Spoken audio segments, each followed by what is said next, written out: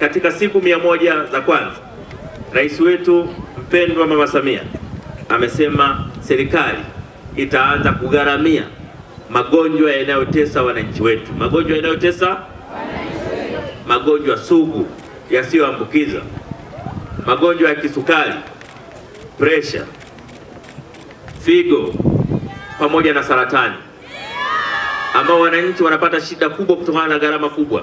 Rais anasema katika siku 100 za kwanza serikali itaanza kusaidia gharama za matibabu haya kwa wananchi wake.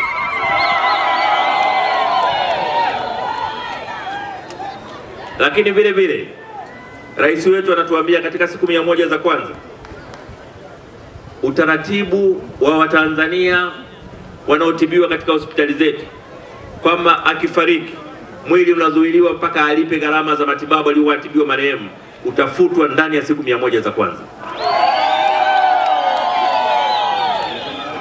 Na hoja ya rais wetu ni kwamba lazima serikali ya CCM iendane na kauli mbiu yake, utu, kazi na utu, kazi na utu, kazi na utu.